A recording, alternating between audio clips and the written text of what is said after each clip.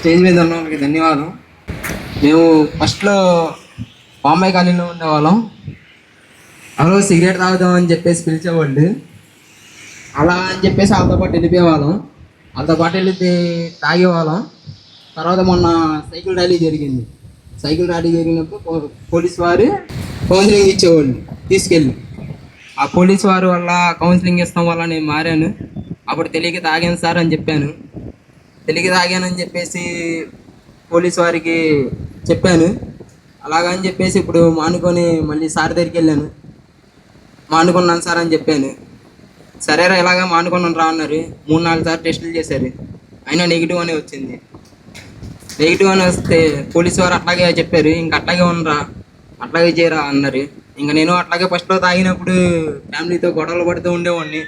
ఇప్పుడు పోలీసు వారు చెప్పడం వల్ల నేను ఫ్యామిలీతో గొడవలు ఏమి లేవు, నేను మానుకున్నాను, నేను బాగానే ఉన్నాను.